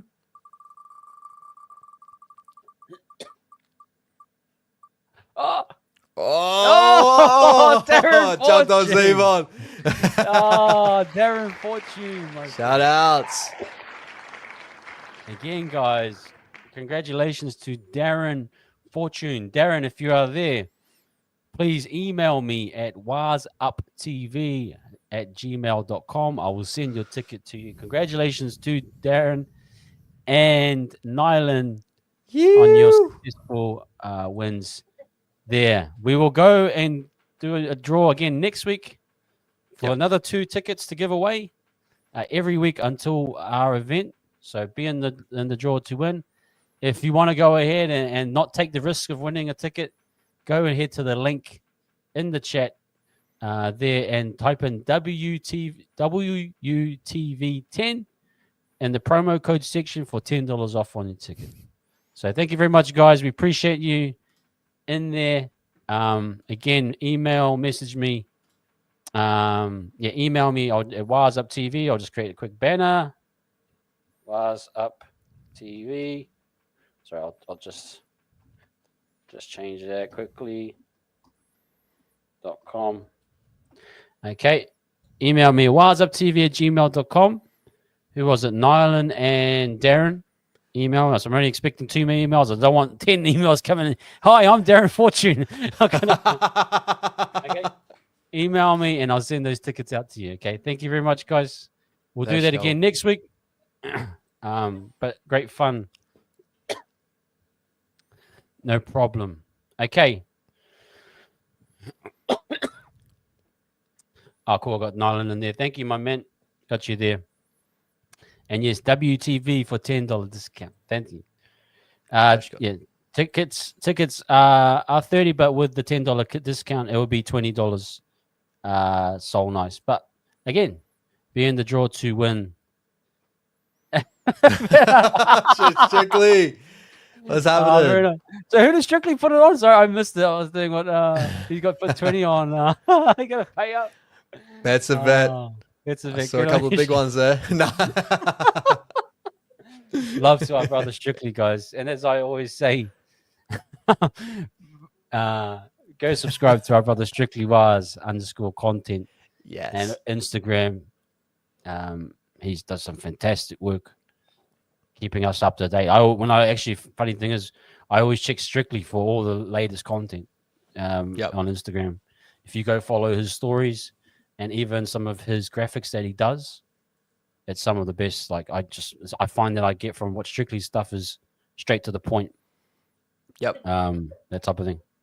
Exactly. No one's following through. Come on, man. Love to Strictly. And look, it's going to regenerate, go back into our event as well. So appreciate that, Strictly, very much. 100%. Okay. Let's go now, guys. We're going to wrap this up nearly. We appreciate everyone coming through tonight. Score prediction, Ash. You're going to be at the game. You're going to be with the faithful. What's your call on this one? Bro, this is a real tough game. I hope people understand this as well. You know, coming off the loss last week, I'm sure the boys going to be up and ready to go for this one, especially being embarrassed at home. You know, coming to Suncorp, going up against the Broncos side that's running, you know, they're getting back into form for sure. You know, what they did to the Sharks over the weekend, the Sharks got a decent lead. They dragged it all the way back and ended up pipping them towards the end. They started to find their football. They started to find their formula. So that's going to be a real tough team to beat. Looking at statistical areas, you know, the Broncos, they will score at about 26 points per game. Well, we're scoring at 22 points per game, but they're conceding 23 points per game. We concede 20 points per game. So we're in the upper echelon still for defense. The Broncos, you know, sort of mid-pack defensively at the moment. So score prediction, I'm probably looking at, I'm going to say a 26-24. I think it's going to be a real nail biter. I think it's going to be a real hard fought victory as well. The way our game sort of plays out. The Broncos do have points in them, as we spoke about before. I think they're coming off of back-to-back 30-plus point games. 44 against the Titans, and what did they get? I think 38 or something like that against the Sharkies. So, yeah, it's going to be a real tight tussle, but I think the boys can get it done in a 1-12 contest. I think we need to attack those channels at Ezra Mam and that, even with all the compliments I'm saying to a Katoni Stags, but really attack at Katoni as much as you can. There is moments where defensively he can really jump off his read when he's playing. You know, obviously I think Adam Reynolds is on his inside, so sometimes that can change a couple of things. So I think the boys have the ability to find points in this game. So I think it's going to be a little bit of a shootout. Yeah, man. I love games at Suncorp, man. I just think they're some of the best Warriors games in history. We for those that followed the Wars through the years, Suncorp was where you just see amazing. You can see some of the best rugby league moments. 100%. I think that was when they're playing basketball with Sione. That was one of the moments there. Yep. There's some good games. I remember Maloney had one massive game there one time in 2010. Yep. You know, the SJ debut one. Yeah, it's a big one. So Magic this year, Magic last year. Yeah. It's a great place to play it. So yeah, I see it in that kind of high scoring range. I do think it gets into the 20 point margin for both teams potentially. Yep. But I do see us getting over by 4 to 6. I think it's going to be a tight one again. Yeah, I just think that's the nature of it. They're very, again, attacking team. They'll find points, they'll find ways, but if we're solid, we'll got them. Yeah, bro. I think the big thing too, also jumping in before this game is before buys, we've been really putting a point of putting our real big performances before we go into the buy. You know, that Shark one was a massive performance of that. So I think that we run in and we usually play some of our best footy to try and get those wins. So the boys just got to leave it all out there against the Broncos. There again, it's going to be a tough task, but I think we have the cattle, we have the ability to do so. I think we have the system to do so as well. The Broncos still trying to figure things out. As I said, they've got the formula now, but they're still trying to figure it out. We've had the formula. We still have the formula. I know the loss over the weekend does look like it's going to be, there's some cracks or whatever people are saying and stuff like that, but I don't really believe in that. I don't feed into that. I still think the system we're playing in, everything we're doing right now, I think we can take that and get a job done at Suncorp, but it's a tough game. It can go in many different ways. It can very much so. The other thing I found interesting was from CHT's comments in the video, the one New Zealand Warriors podcast was saying that where they knew they had the bye going into the Sharks game and they all went hard. Yep. Look, it's another time to lift again to go into another bye on a short kind of turnaround.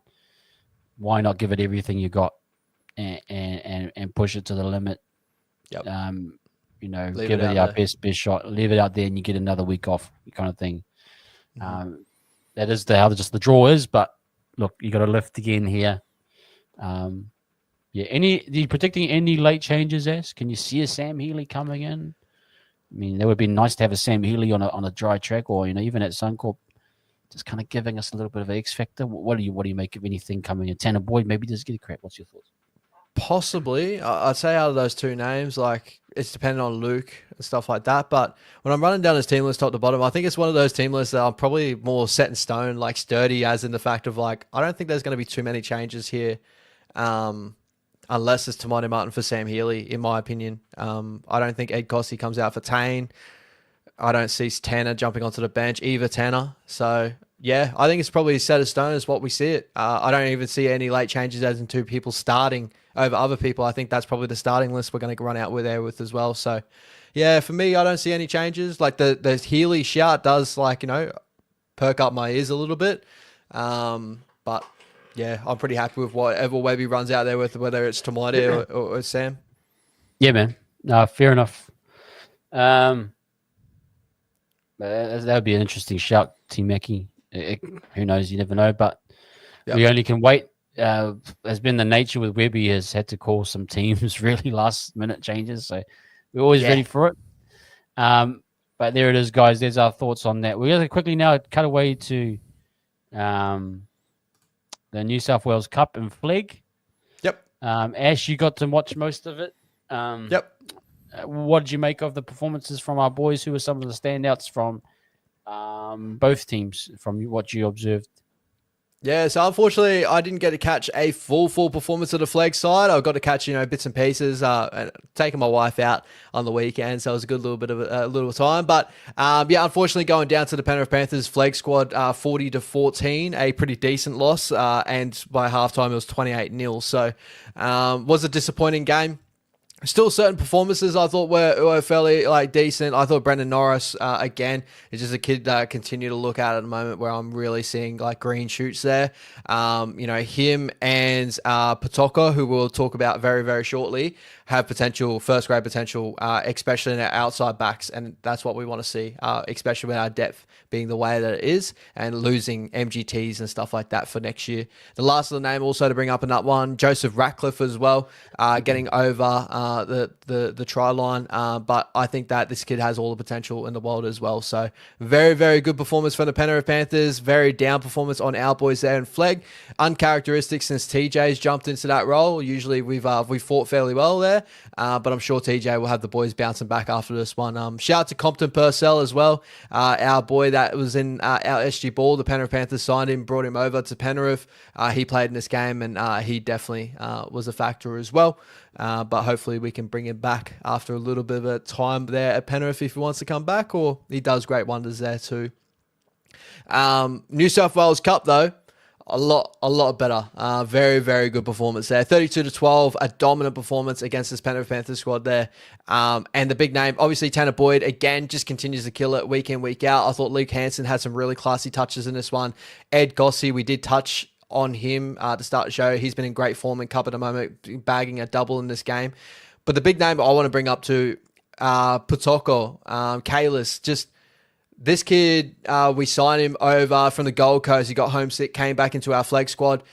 The jump from flag to New South Wales Cup is a decent jump. He did that like water off a duck's back. Like he had incredible impact.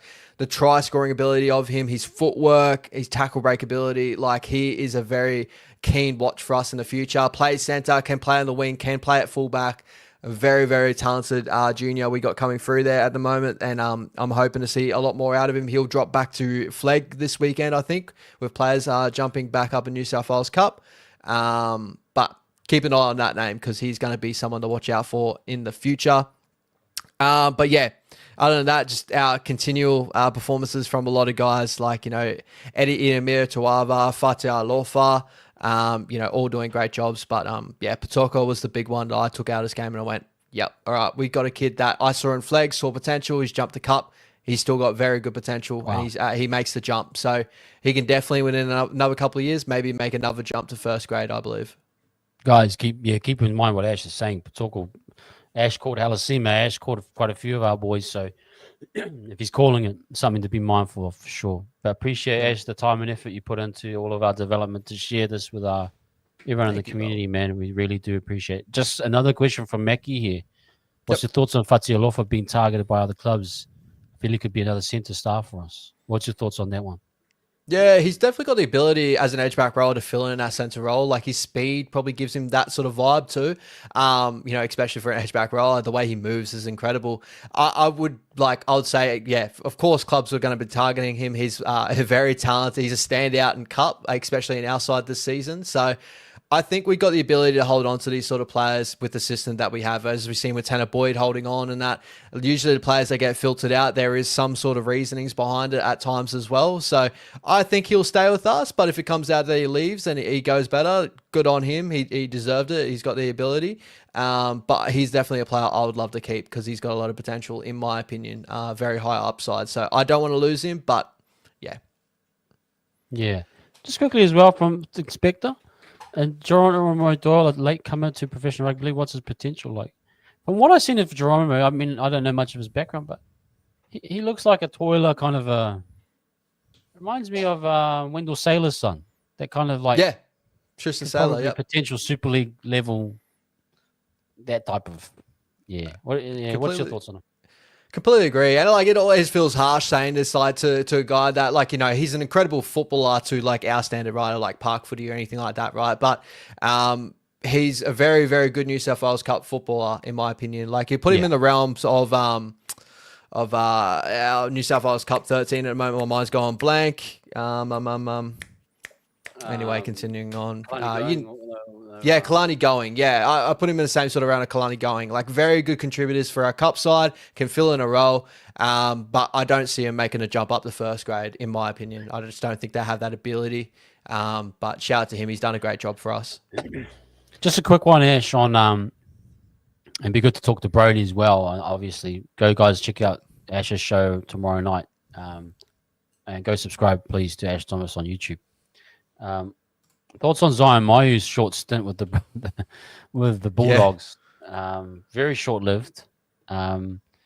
What is the reasoning for it? And I mean, some people say bring our son back, but I'm like, bro, mum and dad's already got the next kids coming up. They've got no space to feed. No for free rent. We can't hold our older son in. Can't bring him back in home. He's already left. No. What's your thoughts on Zion, bro?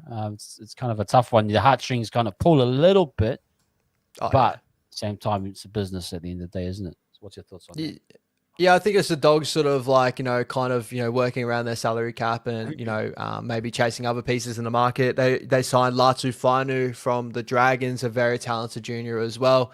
They've got a lot of good juniors coming through. They're going to be giving not just developmental contracts, but top 30 contracts very shortly. So I think that's probably a reasoning to it. Statistically, Zion probably hasn't been as much impact as what they expected, especially come from New Zealand.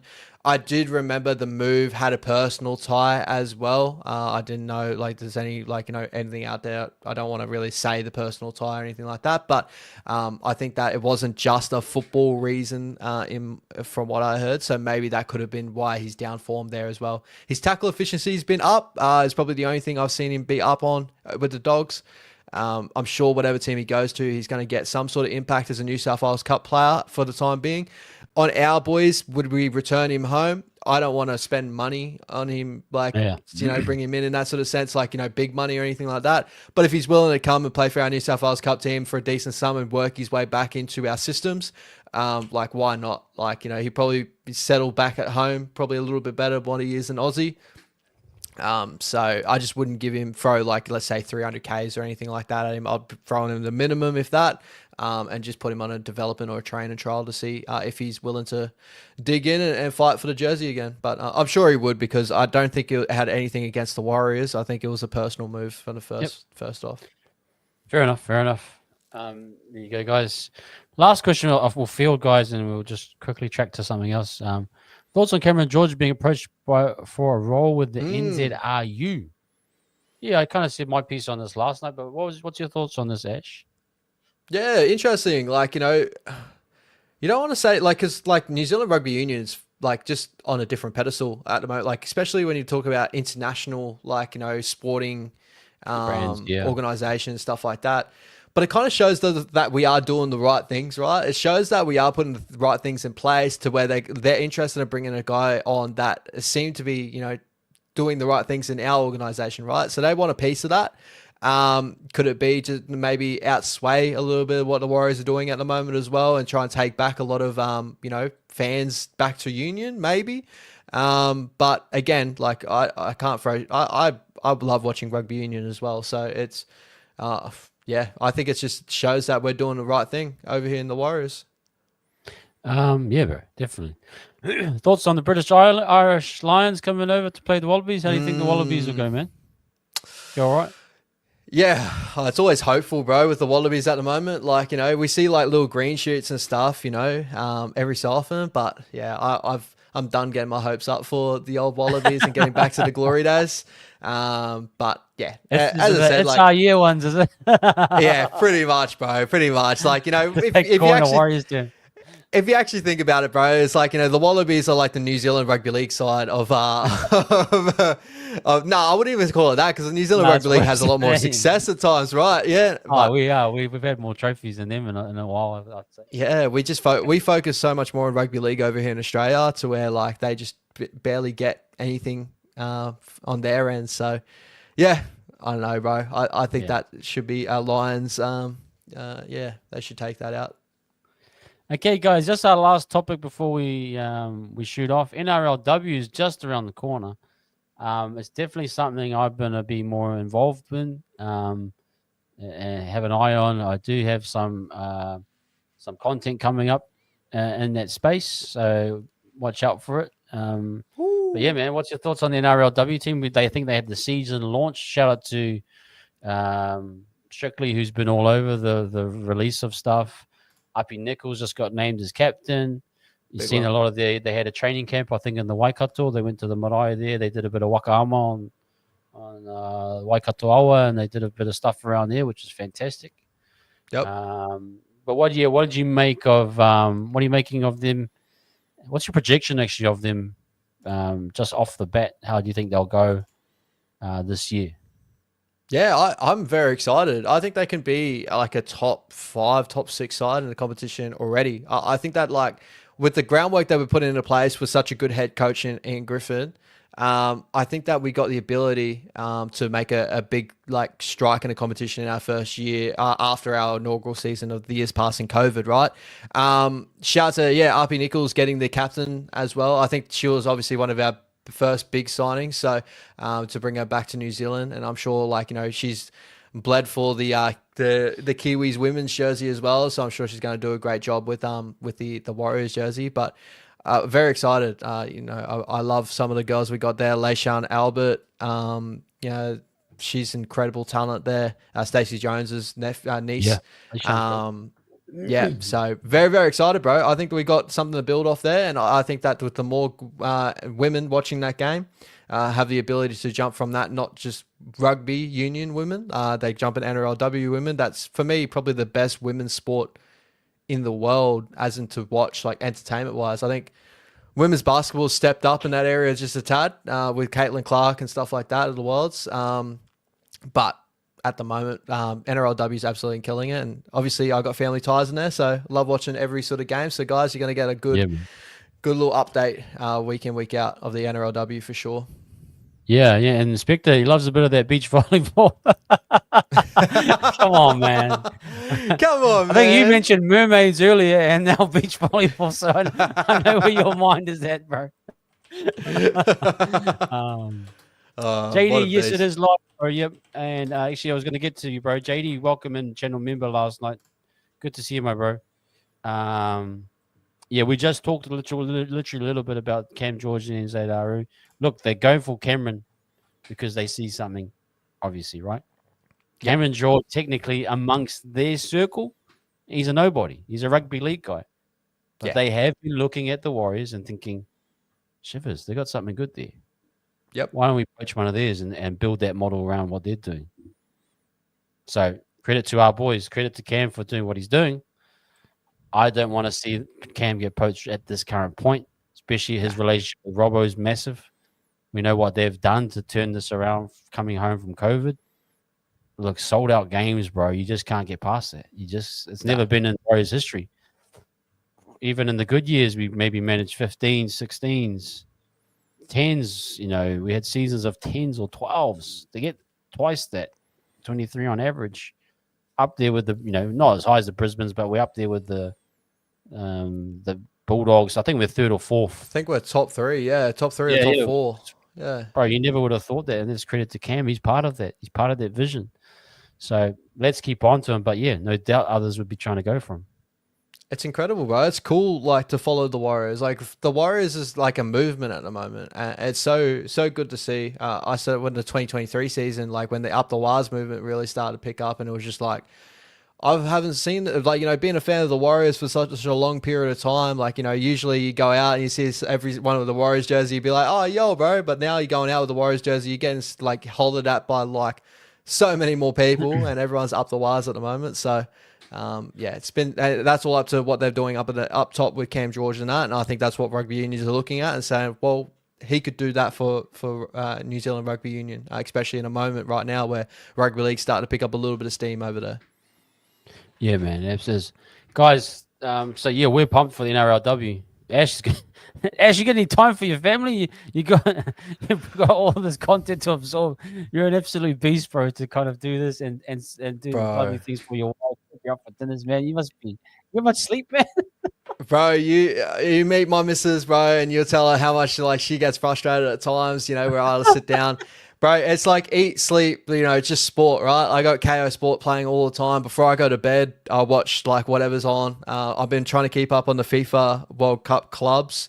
Watching some of that. Yeah, it's a little bit of preseason for some of the teams out there too. So, but yeah, bro, you know me. I follow all the sport. OKC getting up, like, I don't know. It's just I've always done it, bro. So it just seems normal to me, but I guess it's not that normal. Man, you're absolutely a legend. And again, guys, I mentioned Ash, and everyone in the chat knows it's quality analysis. Hit the YouTube. Subscribe to our bro for more content. Him and Brody do a wonderful show. He's at the top of Supercoach. He's top 1,000, I think. Yeah, he's got just Excel sheets. He's killing it. His life's fantastic right now. But as well, guys, check this out. Not only we got the meet and greet, but I'm actually going over to Aussie next week, and I'll be in Brisbane. So we're going to catch up with Ash. Actually, try to do some content over there. Yep. But yeah, we'll be doing some content over there. I'll be over there and enjoying a bit of a holiday. But yeah, it'll be great, man, to catch up in the flesh. We'll give you guys that as well. And should be fantastic, man. So yeah, you're going to go enjoy the game, Ash? That should be a good one. Should be really excited. I've got their Broncos members tickets because for a family member and all that. So I'll be in amongst it, bro, with my Warriors jersey screaming to my heart content. Nice. So very, very happy, bro. I can't wait. I really can't wait. Yeah. So guys, go check that out. Be ready for some a land down under content from me. I'm going to take my mics over and do some stuff while I'm there. But everyone that's coming, man, it's been massive. Just want to quickly shout out Radiant member from last night, JD. I just saw JD come in. Thanks for popping in, JD. And I forgot to mention Sam Ruke. Thank you, Sam. I saw you did come in earlier. My apologies. I should Love have that come in. That's logo. a fantastic logo. That is the Warriors. Profile. What is that? Warriors Silver Fern, so maybe All Blacks fan. There's Is a that little bit magpie? of Moldy All Stars too, isn't it? All Stars. No? Can anyone in the chat decipher that? Let's show some respect to our man Sam Ruke. He's a Warriors fan. He's got a Silver Fern, so he's an All Blacks fan, maybe, or a netball fan.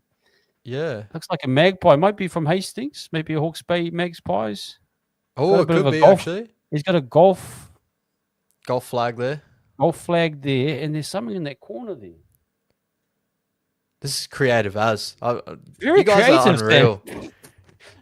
You guys are unreal. I miss Jackson Ford too. Where's Jacko Ford at? Like, bring him back. Oh, I haven't seen Jacko. I don't know. Yeah, I really do miss Jacko Ford. If you are out there, Jacko, come back, brother. We miss you. But it's good to see. Papa could have seen Eagles. Yeah, it could be. It could very well be. And the Sam's there. But shout out to the bro Sam, and shout out to our man Strictly. He's a man of his word. He's an absolute man of. We love you, Strictly. We appreciate that. It's getting okay, lighter says and lighter. was Anzac Papa could have seen Eagles. Okay. Yeah. We really, really do appreciate that. Kaikara fight. Yeah, give our love to Kaikara, our coach. Yep. Good luck. And theme parks criticize how they're. Yeah, we've got to do some content with Ash when he comes over. Yeah. But anyway, let's go, guys. We'll leave that there. Thank you, everyone. Massive show. No watch along this week, unfortunately. I'll be traveling over to Aussie. And give Ash a break from. He's watching so much content. He's at the game. He's probably going to have 3 screens watching other stuff while he's watching the game. So let the bro have a break. But when I come back from Aussie, we'll get back to our watch alongs as usual because they're absolutely fantastic. It's great watching a watch along. If you remember the watch along from last year at Canberra, that was CHT missed the kick. I was like, yo, I'll see you outside. Catch me outside. But yeah, good to see everyone. Thank you, all the new members. I appreciate it, bro. Okay, guys, stay safe. Up the wires as always. Up the wires, baby. Peace.